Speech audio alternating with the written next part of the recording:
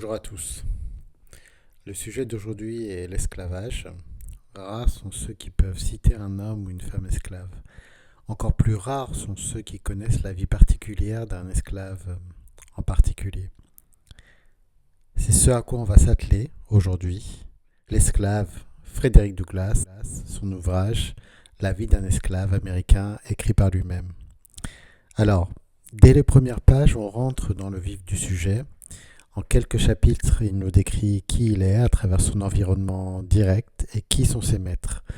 Alors, c'est un esclave de naissance, sa mère est une esclave, il ne sait pas sa date de naissance, il ne connaît pas son père. Dans un premier temps, en tant qu'enfant, il est mis de côté et élevé par une femme qui a pour mission d'élever toutes les nouvelles progénitures.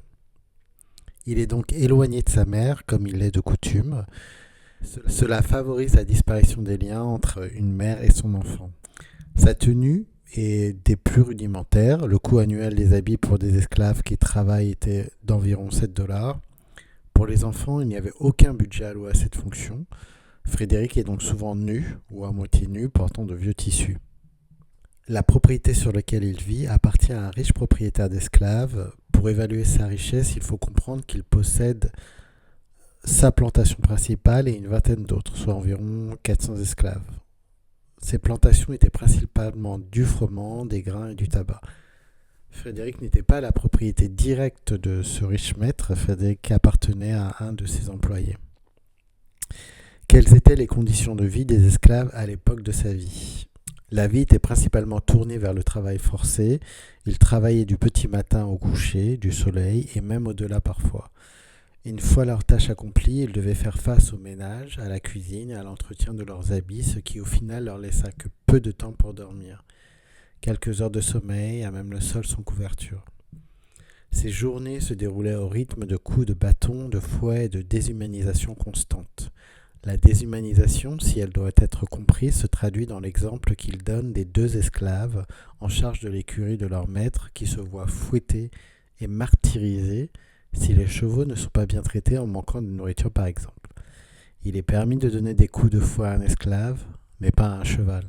La particularité des plantations est le chant que l'on entend des esclaves sur le chemin de leur travail, qui pour Frédéric traduisait un appel à l'aide de Dieu et un témoignage de la souffrance subie au quotidien.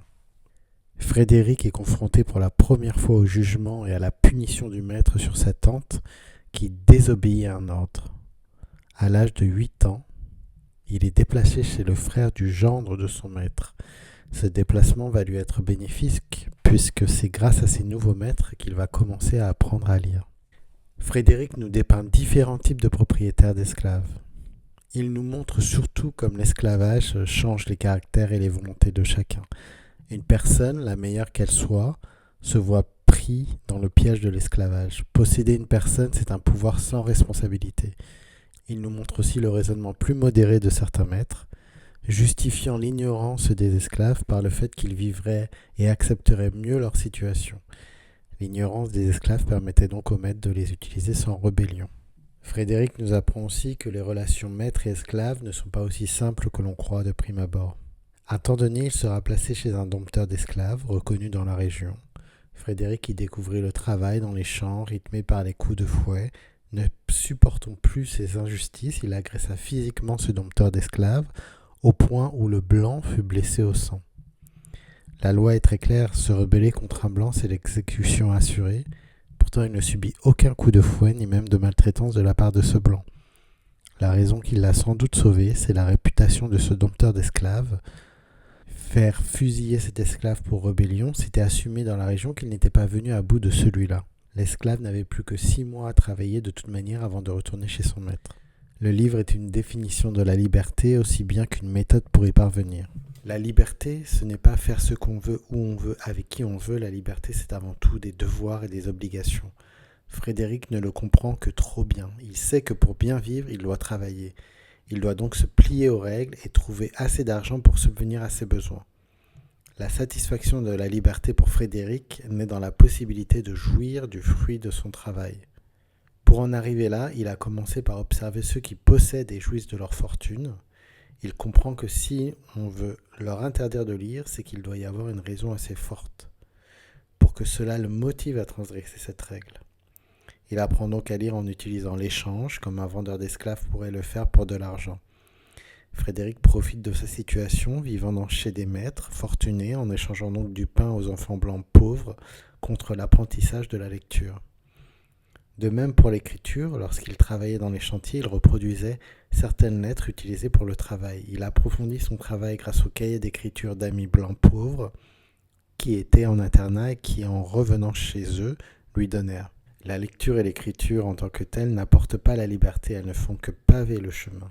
Un maître pense d'ailleurs que la lecture ne fait que dégrader la condition des esclaves, puisqu'elle leur décrit des conditions d'existence qui sont insoutenables sans pour autant leur donner des clés d'amélioration.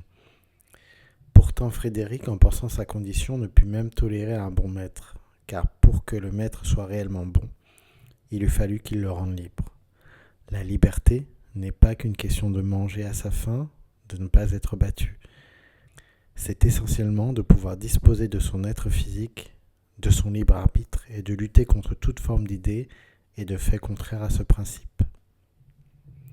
Une fois qu'il maîtrisa les outils, il tenta plusieurs choses. Rassembler un groupe pour s'évader de leurs conditions d'esclaves, cela échoua.